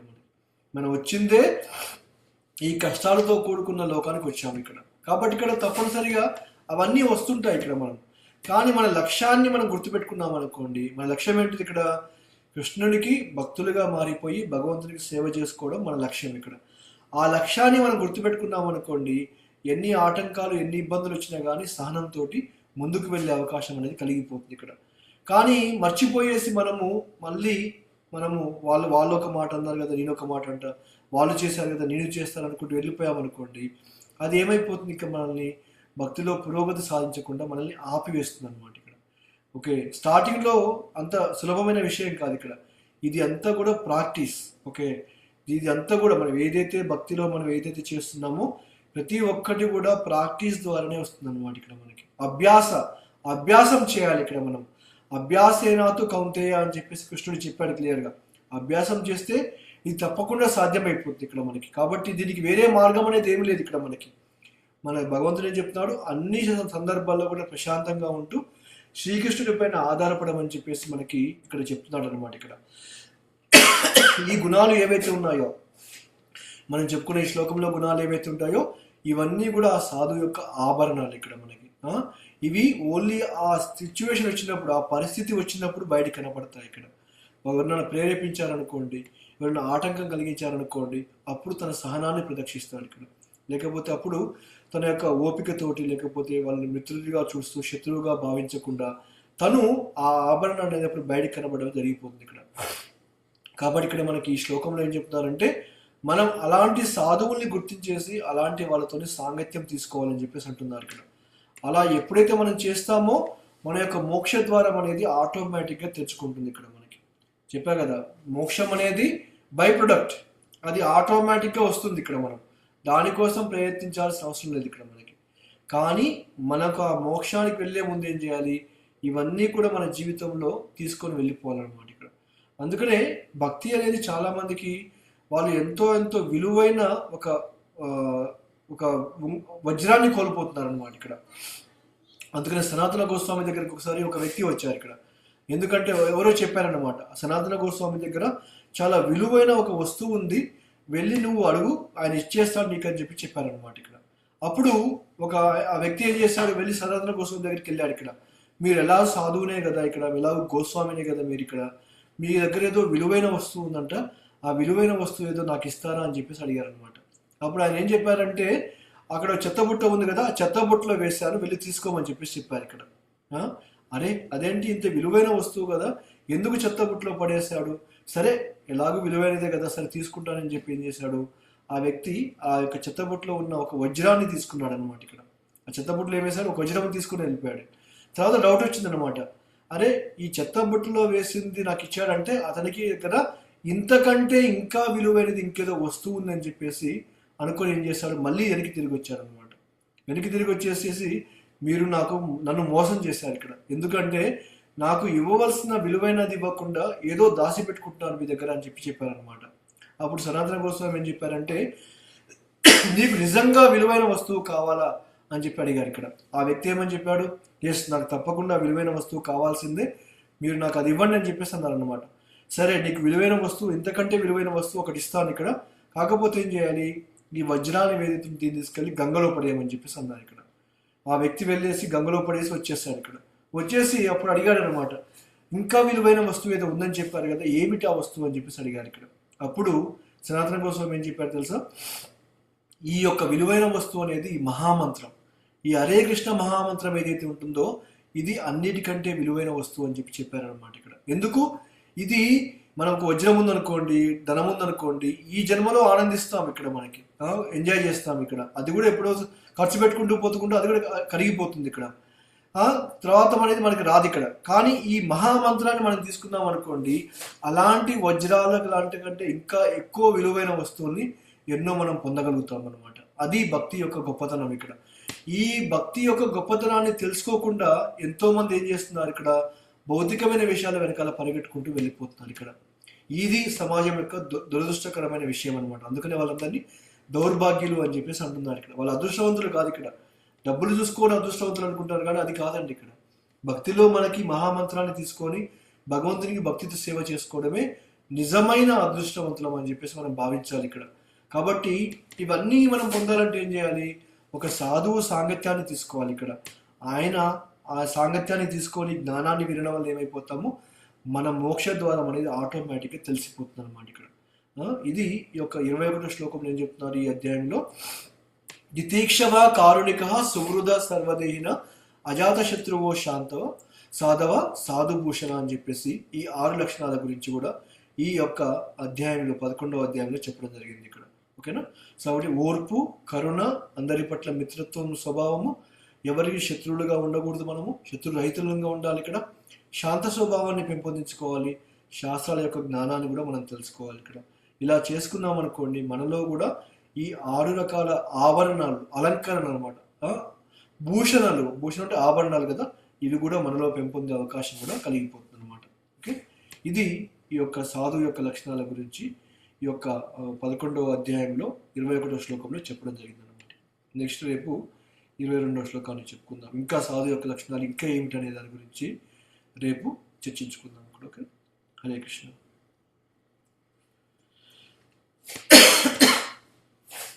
అర్థమైందా? ఎనీ క్వశ్చన్స్ అండి? క్వశ్చన్స్ కానీ కామెంట్స్ ఉన్నాయి మీకు?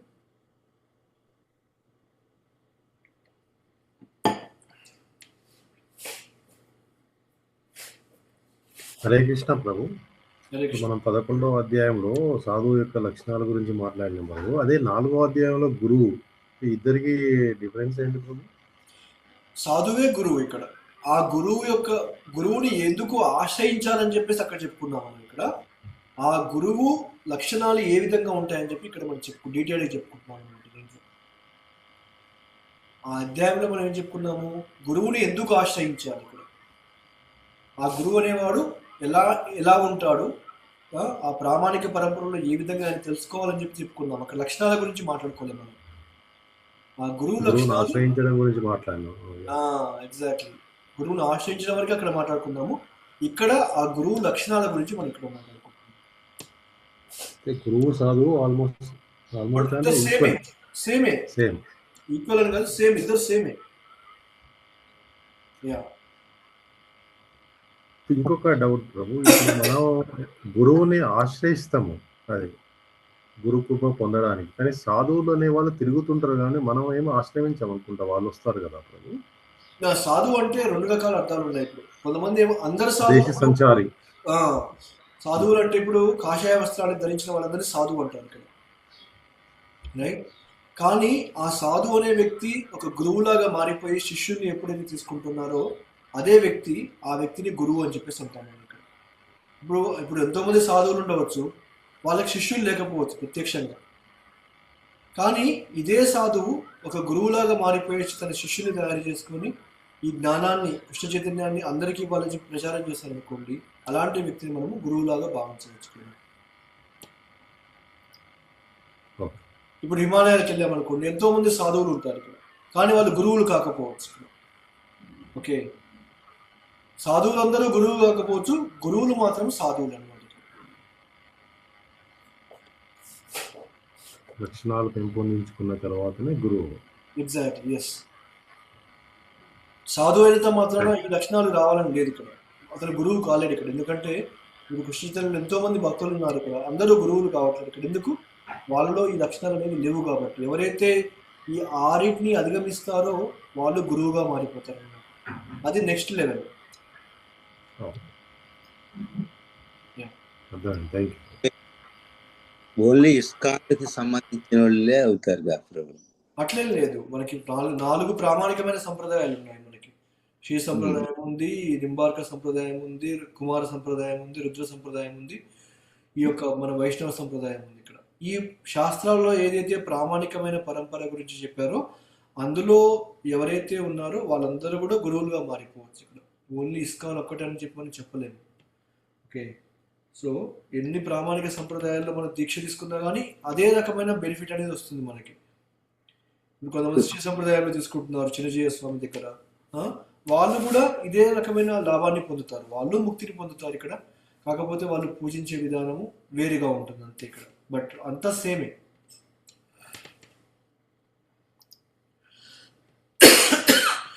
వాళ్ళు ఎంతసేపటికి హరి నారాయణుడు అని చెప్తుంటారు ప్రభు, Yes. మనం కృష్ణ భగవాన్ అంటుంటాం. కరెక్ట్ అండి. ఇక్కడేమొచ్చేసి వైష్ణవ సంప్రదాయంలో వచ్చేసి రాధారాణిని ముఖ్యంగా పూజిస్తాం ఇక్కడ. గౌడీయ సంప్రదాయం ఉంటారు ఇక్కడ, వాళ్ళేమో విష్ణువుని పూజిస్తారు అన్నమాట. లక్ష్మీనారాయణ సంప్రదాయం, లక్ష్మీనారాయణ, సీతారాములు, లక్ష్మీనారాయణులు, అది విష్ణు సంప్రదాయం అన్నమాట. యా, బట్ మార్గం అయితే ఒకటే, అన్ని మార్గాలు ఒకటే. ఇప్పుడు ఈ ప్రామాణికమైన సంప్రదాయంలో మనం భక్తి చేసామనుకోండి, అన్నిటి కూడా ఒకటే దగ్గరికి చేరుస్తాయి మనల్ని ఇక్కడ.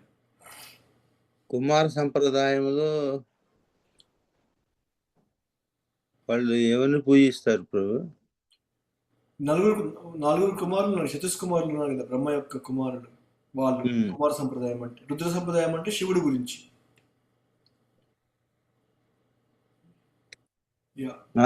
సతీష్ కుమార్లు ఎవరు పూజిస్తారు ఎక్కువగా? విష్ణువునే కదా.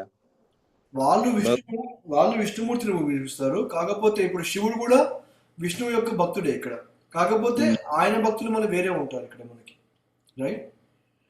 సో అదేవిధంగా ఈ కుమారులు కూడా విష్ణుమూర్తి దగ్గరికి వెళ్ళిన తర్వాత వాళ్ళు అప్పుడు అర్థం చేసుకున్నారు భక్తి యొక్క గొప్పదనం గురించి ఇక్కడ. అప్పుడు వాళ్ళు కూడా వాళ్ళ జ్ఞానంతో ఒక సంప్రదాయాన్ని వాళ్ళు మొదలుపెట్టారు అన్నమాట ఇక్కడ. అందుకని వాళ్ళని కుమార సంప్రదాయం అని చెప్పేసి అంటారు వాళ్ళు. కుమార సంప్రదాయము, శ్రీ సంప్రదాయము, తర్వాత గౌడియ మధ్వ సంప్రదాయం, ఈ మూడు సంప్రదాయాలు ఇంచుమించు ఒకటేగా ప్రభు? ఒకటి అని చెప్పలేము, ఒకటే అని కాదు, ఆచరించే విధానము వాళ్ళు ఈ మూడు సంప్రదాయాల్లో ఈ మీట్ వీటింగ్ అనేది ఉండదు. యా, అది ఉంటుంది యాక్చువల్గా. బట్ శివుని పూజించే వాళ్ళందరూ కూడా మాంసాహారులు కాదని చెప్పి మనం చెప్పలేము ఇక్కడ, రైట్? ఎంతోమంది ఉంటారు శివభక్తులు, బట్ వాళ్ళకి ఇవన్నీ ఉండవు, ఈ నియమాలు ఇవన్నీ ఏమి ఉండవు వాళ్ళకి ఇక్కడ. నియమ నిబంధనలు పాటించే ఈ మూడు సంప్రదాయాలు కంపల్సరిగా నియమ నిబంధనలు పాటిస్తారు. ఉన్నాయి నియమాలు, వాళ్ళకు ఉన్నాయి ఇక్కడ, కాకపోతే పాటించారు ఇక్కడ అంతే. నిజంగా శివభక్తులు అయితే పాటిస్తారు. కొంతమంది జస్ట్ శివుణ్ణి ఒక దేవునిగా పూజిస్తుంటారు అంతే ఇక్కడ. శివభక్తులు అని చెప్పుకుంటారు ఇక్కడ, బట్ వాళ్ళు చేసే అన్నీ చేస్తుంటారు ఇంట్లో. వాళ్ళు చేయదంటూ ఏముండదు ఇక్కడ, పేరుగా శివభక్తులు ఇక్కడ. ఎందుకంటే వాళ్ళు శాస్త్రాలు చదవలేదు, జ్ఞానం తెలుసుకోలేదు ఇక్కడ. జ్ఞానం తెలుసుకుంటే అప్పుడు వాళ్ళకి ఏమి చేయాలి ఏమి చేయొద్దు అని చెప్పి తెలుస్తుంది ఇక్కడ. అది తెలియదు కాబట్టి ఏం చేస్తున్నారు వాళ్ళు, అంత మిక్స్డ్ కిచిడి అనమాట. ఏమంటే అవి చేసుకుంటూ వెళ్ళిపోతుంటారు ఇక్కడ వాళ్ళు. అందుకని శివభక్తులు ఎప్పుడు వాదిస్తూ ఉంటారు అన్నమాట. ఇక్కడ శివుడే గొప్ప అని చెప్పి వాదిస్తుంటారు. ఇక్కడ శాస్త్రాల్లో ఏం చెప్పారు క్లియర్గా, వైష్ణవానం యథాశంభో అని చెప్పారు. ఇక్కడ వైష్ణవులందరిలో కూడా గొప్ప భక్తుడు ఎవరు, శివుడు అని చెప్పారు. ఇక్కడ ఆ విషయం వాళ్ళకి తెలియదు. ఇక్కడ ఎందుకు చదువుకోలేదు, ఒక ప్రామాణిక సంప్రదాయంలో అర్థం చేసుకోలేదు, ఒక గురువును ఆశ్రయించలేదు, ఈ జ్ఞానాన్ని తెలుసుకోలేదు. కాబట్టి వాళ్ళు ఏదో అక్కడెక్కడ వినేసి వాళ్ళకి తోచిన అభిప్రాయంతో భక్తి చేసుకుంటూ వెళ్ళిపోతున్నారు. ఇక్కడ దానివల్ల వాళ్ళకి వచ్చే లాభం అనేది ఏమీ లేదు ఇక్కడ వాళ్ళకి. వాళ్ళే శంకరాచార్య చెప్పాడు, కానీ దాన్ని చెప్పిన దాని జ్ఞానాన్ని వాళ్ళు కరెక్ట్గా స్వీకరించాలి.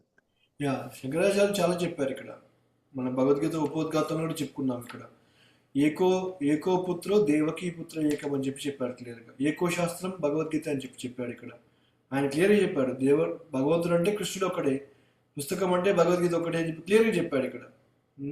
కానీ అవన్నీ చదవరు వాళ్ళకి, ఎందుకంటే వాళ్ళకి ఆ జ్ఞానం అనేది లేదు. వాళ్ళకి ఏంటంటే వాళ్ళ ఆలోచనలు, వాళ్ళ భావనలు అనేది వేరుగా ఉన్నాయన్నమాట. ఇక్కడ అదే ఎట్లా ఉంటుంది అంటే, క్రైస్తవ మతం కనుక ఎట్లాగంటే, అది మంచి గుణాలని చేసే వాళ్ళని వాళ్ళే సెలవు చేసి దాన్ని ఒక అది ఒకప్పుడు ఇప్పుడు లేదు, అది ఒకప్పుడు ఉండేది. అది ఒకప్పుడు అది జరిగింది, కానీ ఇప్పుడు సిలువ వేసి ఇప్పుడు ఎవరు వేస్తున్నారు చెప్పండి, సిలువ అని ఎవరు వేయట్లేదు కదా. ఒకప్పుడు జరిగింది ఇక్కడ, బట్ ఇప్పుడు యేసుక్రీస్తు చెప్పిన విషయాన్ని కూడా ఎవరు పాటించట్లేదు. ఇప్పుడు దాని నుంచి బయట ఆయన కూడా గురువు మంచి విషయాలు చెబితే వాటిని వాళ్ళు చెబుతున్నారని ఆయన సిలువ వేశారు అప్పుడు. ఎస్. ఓకేనా, ఇంకేమన్నా ప్రశ్నలు ఉన్నాయా మీకు? ఏమన్నా క్వశ్చన్స్ కానీ కమెంట్స్ కానీ?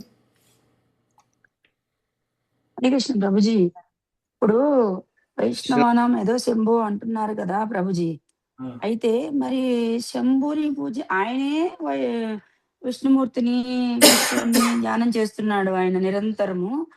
అలాంటప్పుడు ఆయన ఇప్పుడు మన వైష్ణవులందరూ నిలువు బొట్టు పెట్టుకుంటారు కదా, ఈ శివభక్తులందరూ శివుడు అడ్డంగా ఎందుకు పెట్టుకుంటారు? ఆయనే విష్ణువుని ధ్యానం చేస్తున్నప్పుడు మరి ఆయన ఎందుకు అలా పెట్టుకుంటారు ప్రభు? నేను చెప్పాక మాత్రం సంప్రదాయం ప్రకారము ఈ బొట్లు అనేది ఇప్పుడు మనకి శ్రీ సంప్రదాయంకి వెళ్ళామనుకోండి, వాళ్ళు 3 నామాలు పెట్టుకుంటారు ఇక్కడ, రైట్? అదే రుద్ర సంప్రదాయంకి వెళ్ళామనుకోండి, వాళ్ళకి విభూతి ఉంటుంది ఇక్కడ వాళ్ళకి. అంటే ఇక్కడ వాళ్ళ ఆ సంప్రదాయంలో వచ్చిన ఆచార్యులు ఏదైతే పాటించారో వాళ్ళు పాటించుకుంటూ వెళ్ళిపోతారు అనమాట. ఇక్కడ మనం ఇప్పుడు ఈ నామాన్ని ఎందుకు పెట్టాము? ఇక్కడ మన వైష్ణవ సంప్రదాయంలో ఇలా పాటించారు కాబట్టి ఇంతకుముందుకున్న ఆచార్యులు, మనము వాళ్ళ అడుగుజాడల్లో వెళ్ళిపోతున్నాం. ఇక్కడ వాళ్ళు అదే చేస్తున్నారు. ఇక్కడ వాళ్ళ సంప్రదాయంలో వచ్చిన ఆచార్యులు ఏదైతే చెప్పారో దాన్ని పాటించుకుంటూ ముందుకు వెళ్ళిపోతున్నారు అనమాట. ఇక్కడ ఇక్కడ అయితే నేను ఒకటి విన్నాను ప్రభు, అంటే ఈ శంకరాచార్యులు వచ్చి ఆయన ద్వైతాన్ని కదండి ప్రభు ఆయన ఇచ్చింది. కృష్ణ మనకి శంకరాచార్యులు వచ్చి సిద్ధాంతము అద్వైతము, రామానుజాచార్యులు వచ్చి విశిష్ట అద్వైతమా? అద్వైతం ఇచ్చారు. ద్వైతం అంటే భగవంతుడు వేరు, నేను వేరు. అద్వైతం అంటే ఏంటి? ఇక్కడ ఇద్దరు ఒకటే. Okay okay. అంటే ఇక్కడ ఏమన్నారంటే, ఇక్కడ విన్నాను, కాకపోతే అది నాకు కరెక్ట్ అనిపించలేదు, అందుకే మళ్ళీ తెలుసుకుందాం అనిపించి అడిగాను. అక్కడ ఏమన్నారంటే ఆయన అద్వైతం ఇచ్చారు కదా, ఆయనది అద్వైతకి అవి అడ్డంగానే ఉంటాయి బొట్లు అన్నట్టుగా ఒక ప్రభు చెప్పారు. ప్రభు అద్వైత సిద్ధాంతానికి అట్లాగే ఉంటాయి అని చెప్పని, అది అది అవునా మరి? శంకర ఫిలాసఫీ కూడా వాళ్ళకి అడ్డబొట్లు అన్నమాట ఇక్కడ. ఓకే. ఇప్పుడు ఆది శంకరాచార్యులు, మధ్వాచార్యులు, రామానుజాచార్యులు 3 వచ్చారు. తర్వాత చైతన్య మహాప్రభు 4 అన్నమాట. ఇక్కడ ఫస్ట్ అద్వైతము, ద్వైతము, విశిష్ట అద్వైతము. చైతన్య మహాప్రభు ఏం చెప్పారు? ఇక్కడ అచింత్య భేదతత్వం అన్నారు. ఇక్కడ అంటే ఇక్కడ భగవంతుడు ఒకటేసారి అద్వైతుడు, ద్వైతుడు కూడా అని చెప్పారు. ఇక్కడ ఆయనకి ఆకారం ఉంది లేదు అని చెప్పింది ఎవరు? చైతన్య మహాప్రభు అన్నమాట. ఇక్కడ ఆకారం ఉంది లేదు రెండు చెప్పారా ప్రభుయినా? ఇప్పుడు ఎందుకంటే ఇప్పుడు గాలి ఉందనుకోండి, గాలికి ఆకారం ఉందంటే లేదు. ఇప్పుడు అది నీటికి ఒక ఆకారం ఉందంటే లేదు ఇక్కడ. అది కూడా ఆకారం లేని విషయం. ఇప్పుడు అది ఆకారం అనుకోండి, మనుషులం ఉన్నాం మనం, ఇక్కడ చెట్లు ఉన్నాయి, జీవులు ఉన్నారు, ఇక్కడ వాటికి ఒక ఆకారం అనేది ఉందన్నమాట ఇక్కడ. కాబట్టి భగవంతుని యొక్క శక్తులు రెండు ఉన్నాయి ఇక్కడ. అచింత్య భేదాభేద తత్వం, రెండింటి మధ్యలో వ్యత్యాసం లేదు అని చెప్పారనమాట ఇక్కడ.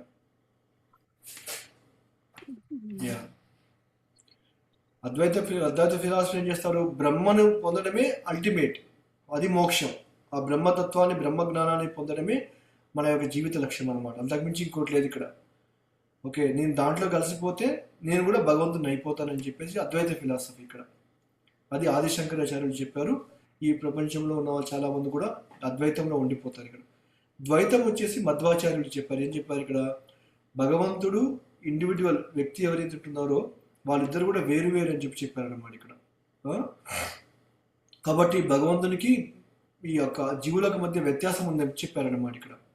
ఓకే, కాకపోతే విశిష్టాద్వైతంలో రామానుజాచార్యులు ఏం చెప్పారంటే మనము భగవంతునితో పాటు సమానంగా ఉంటాం, కాకపోతే లక్షణాలలో తక్కువగా ఉంటాయి, గుణాలలో మనకి చాలా తక్కువగా ఉంటాయి అన్నమాట. భగవంతుని గుణాలు ఇన్ని ఉంటాయి, మన దగ్గర కొన్ని మాత్రమే ఉంటాయని చెప్పేసి ఈ యొక్క రామానుజాచార్యుడు చెప్పారన్నమాట ఇక్కడ. తర్వాత వచ్చి ఓకే ప్రభు.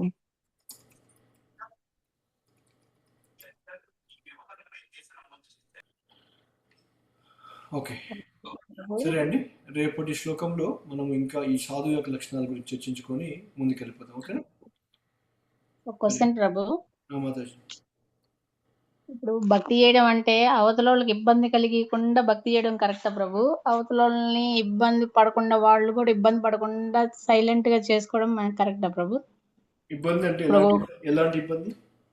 ఇప్పుడు మార్నింగ్ గంట కొట్టడం, అవతల వాళ్ళు నిద్రపోతుంటారు ప్రభు, డిస్టర్బ్ చేయడం, పక్కన వాళ్ళందరినీ డిస్టర్బ్ చేసి భక్తి చేయడం బెటరా, సైలెంట్ గా చేసుకోవడం బెటరా? సైలెంట్ గా చేసుకోవడం బెస్ట్.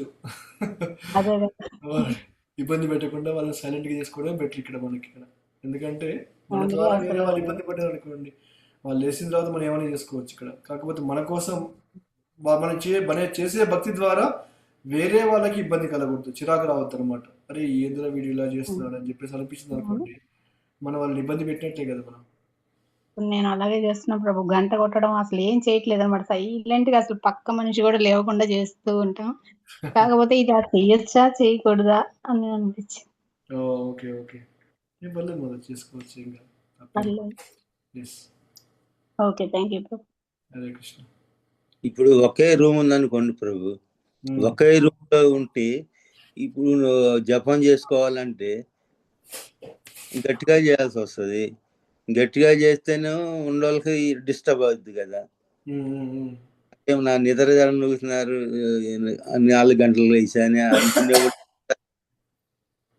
అప్పుడు బయటికి వెళ్ళి కూర్చున్నాం, ఎక్కడైనా బయట కూర్చున్నాం అంటేనే ఈ వర్షాలు, ఈ చలికాలము ఇట్లా ఉందనుకో. ఎండాకాలం అంటే ఏసీ ఒక్క రూమ్ లోనే ఉంటది, అప్పుడు ప్రాబ్లం అవుతుంది. మీకోసం సపరేట్ భజన కుటీలు ఏర్పాటు చేసుకోండి ఇంట్లో. ఒక చిన్న క్లోజర్ తయారు చేసుకొని లోపల లాగేసుకొని లోపల కూర్చోండి.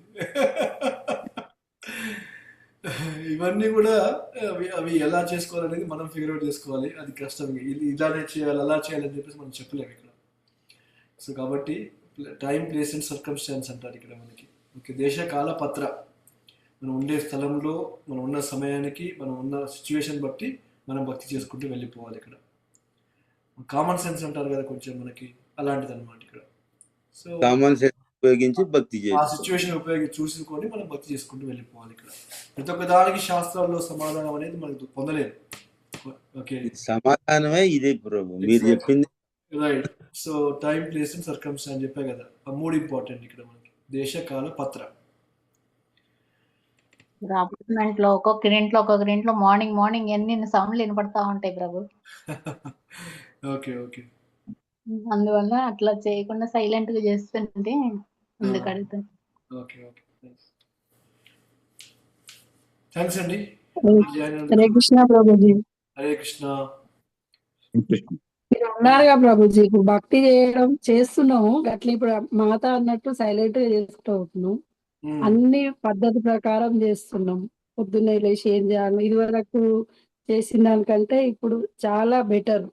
ఉమ్, మీరు అంటారు టీవీ చూడొద్దు, సీరియల్ అవన్నీ కట్ చేసాం. అన్ని కట్ చేసి పొద్దున్నే లేవడం, పూజ ఉమ్, చేసుకోవడం, స్నానం చేసి దేవుడికి నైవేద్యం చేసుకోవడం అన్ని చేస్తున్నాం. ఉమ్. మళ్ళా మీరు ఇంకా భక్తి ఎక్కువ చేయాలనేసరికి మాకు ఆయన టైం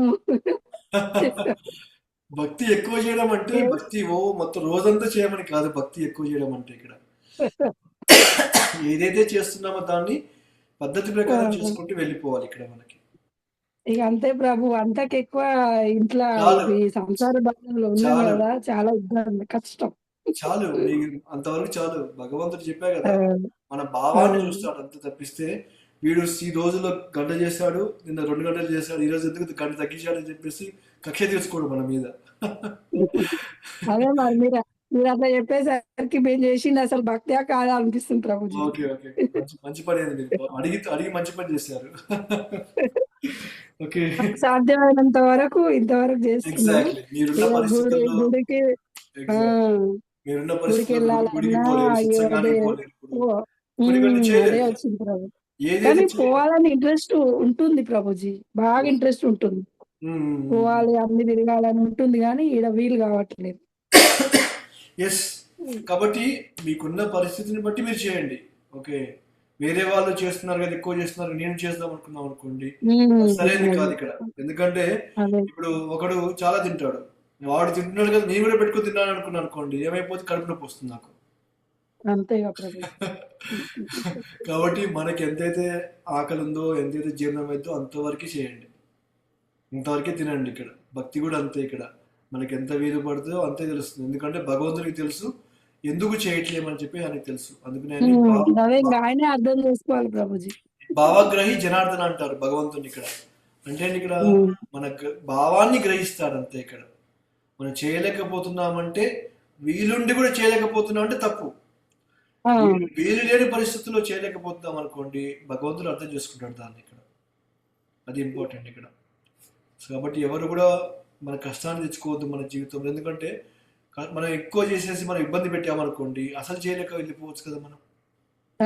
ఇంకా అసలుకే మోసం అన్నట్టు. ఎగ్జాక్ట్లీ. అందుకనే మీరు ఏదైతే చేస్తున్నారో దాన్ని చేసుకుంటూ వెళ్ళిపోయారనుకోండి, అది చాలు, అది చాలు.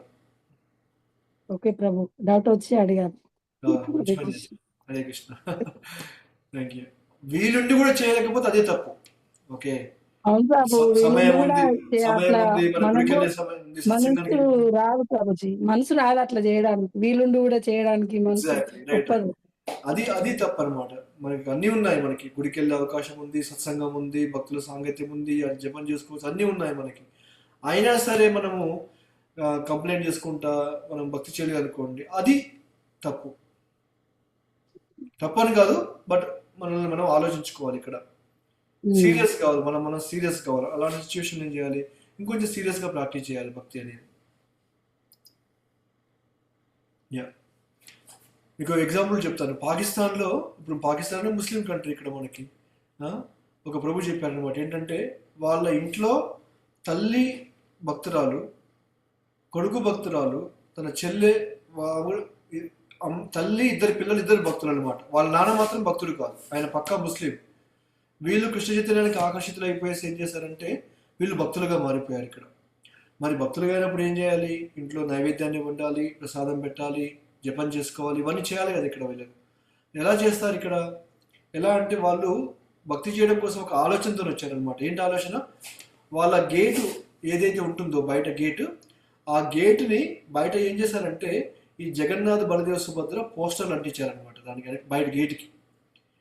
ఎవరిని అడిగినా కానీ ఇది కొత్త డిజైన్, కొత్త ఫ్యాషన్ అని చెప్పేసి ఏం చేస్తే వాళ్ళు రోజు వాళ్ళ ప్రసాదాన్ని తినే ముందు ఏం చేస్తారు, ఆ గేట్కి ఆఫర్ చేసేసి వాళ్ళు ప్రసాదం తీసుకోవడం మొదలుపెట్టారనమాట. వాళ్ళు ఎవరికి తెలియకుండా ఇక్కడ. అంటే ఆలోచించుకోండి ఇక్కడ. అలాంటి స్థితిలో కూడా వాళ్ళు భక్తి చేయడానికి వాళ్ళు చాలా రెడీగా ఉండిపోయారు ఇక్కడ. కానీ ఏ విధంగా చేయాలనేది వాళ్ళకు ఆలోచన వచ్చేసి ఏం చేస్తారు, ఆ జగన్నాథ్, బలదేవ, సుభద్రానికి నైవేద్యం పెట్టేసి, ఆ గేటుకు నైవేద్యం పెట్టేసి దాన్ని ప్రసాదం రూపంలో తీసుకోవడం మొదలు పెట్టారనమాట ఇక్కడ. భావన ఎగ్జాక్ట్లీ. ఇంపార్టెంట్. మనం ఎలా ఎంత చేస్తున్నామని కాదు, ఇక్కడ ఏ భావంతో చేస్తున్నామో అది ఇంపార్టెంట్ అనమాట. భగవంతుడు అది చూస్తాడు ఇక్కడ. అరే వీడు గేట్కి సమర్పిస్తున్నాడు ఏంటి, గేట్ నేను కాదు కదా అని చెప్పి భగవంతుడు ఆలోచించాడు అక్కడ. వాళ్ళ లోపల ఏంటి భావము, నేను భగవంతుడికి నైవేద్యం పెట్టి తీసుకోవాలి ప్రసాదం, కాబట్టి దానికి సమర్పించి తీసుకున్నారు అన్నమాట. వాళ్ళ నాన్నకు తెలియకుండా, వాళ్ళకి తెలిస్తే ఏమైపోతుంది, వాళ్ళ భక్తి పోతుంది, వాళ్ళని చంపేస్తారు కదా. అలా తెలియకుండా వాళ్ళు ఏం చేస్తారు, ఇలా చేయడం మొదలుపెట్టారు. సో కాబట్టి భగవంతుడి మన భావాన్ని చూస్తారు ఇక్కడ, మన యొక్క చేస్తున్నామా లేదా కార్యక్రమం ఇంపార్టెంట్ మెయిన్. హరే కృష్ణ ప్రభు. పారాగ్రాఫీ జనార్దన.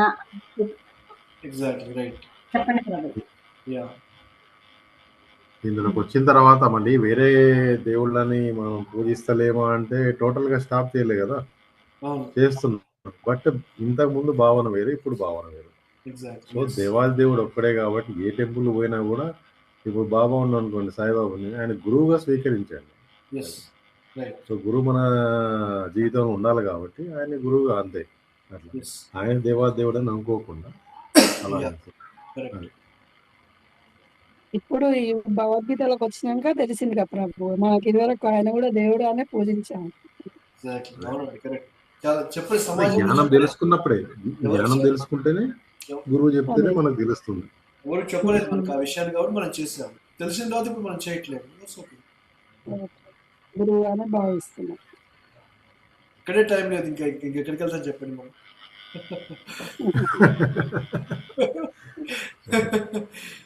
ఇక్కడ చేయడానికే టైం లేకుండా కింద పైన పడుతున్నాం ఇక్కడ. ఇంకా మళ్ళీ వాళ్ళు వీళ్ళు అనుకున్నాం అనుకోండి, మళ్ళీ ఎటు కాకుండా అయిపోతాం.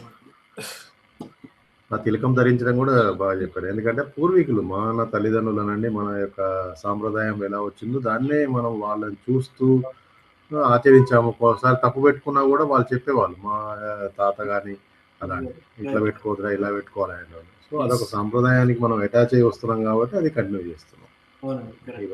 దాని మీద కూడా డిస్కషన్ జరిగింది, బాగుంది. హరే కృష్ణ ప్రభుజీ. ప్రభుజీ రేపు జగన్నాథ్ రథయాత్ర ఉంది ప్రభుజీ, సికింద్రాబాద్. మేము రంగోలి సేవలో ఉన్నాము, అందరూ రావచ్చు ప్రభుజీ, ఎవరన్నా అందరూ రావచ్చు.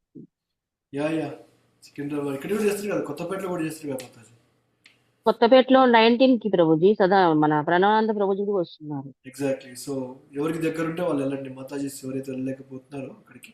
అట్లీస్ట్ కొత్తపేట కన్నా అంటే ఈసారి మాకు 5 రంగోలి సేవలు ఉన్నాయి ప్రభుజీ. 5 మెంబర్స్ పిలిచారు, రంగోలి సేవలో ఉన్నాం కాబట్టి మేము మాతా చెప్తున్నారు అనమాట.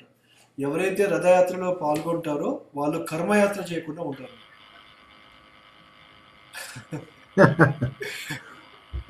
కర్మ విముక్తులు అయిపోతారు.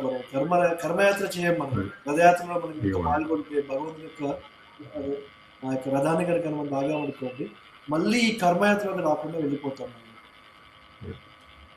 సో జగన్నాథుడు ఈ కలియుగానికి ఉన్న ఏకైక భగవంతుడు జగన్నాథుడు ఇక్కడ మనకి. అందుకనే దీన్ని భూవైకుంఠం అంటారు. ఇక్కడ మనం వైకుంఠం అని ఎక్కడికో పోవాల్సిన అవసరం లేదు, ఈ భూలోకం కూడా వైకుంఠమే. ఎందుకు, జగన్నాథుడు ఉండాలి కాబట్టి. ఇక్కడ ఎవరు రాకపోతే చివరికి జగన్నాథుడే వచ్చాడు అనమాట. ఇక్కడ ఈ భూమి వైకుంఠంలో ఒక భగవంతుడిలాగా ఉండడానికి వస్తుంది. సో జగన్నాథ స్వామి చాలా చాలా చాలా చాలా కరుణామయుడు. కాబట్టి ప్రతి ఒక్కరు కూడా రథయాత్రలో అట్లీస్ట్ ఒక్కసారైనా సరే సంవత్సరంలో పాల్గొనాలి. ఈ కొత్తపేట అయితే పెట్టండి మాతాజీ, టైమింగ్ అండ్ డేట్ గ్రూప్ లో పెట్టేస్తే. 19 కి మధ్యాహ్నం ఉంది ప్రభుజీ, మధ్యాహ్నం నుంచి ఇన్కమ్ ట్యాక్స్ కాల్ నుంచి స్టార్ట్ అవుతుంది, ఈవినింగ్ దాకా ఉంటాడు ప్రణవానంద ప్రభుజీ. హరే కృష్ణ. హరే కృష్ణ. Thank you. మళ్ళీ కలుసుకుందాం మనం, ఓకేనా? హరే కృష్ణ. హరే కృష్ణ కృష్ణ కృష్ణ హరే హరే, హరే రామ్ రామ్ రామ హరే హరే. శీల ప్రభుపాద కీ జై, అనంత కోటి వైష్ణవ బృంద కీ జై. ఓం తత్సత్. హరే కృష్ణ. శ్రీకృష్ణ పరబ్రహ్మ శ్రీ శరణాల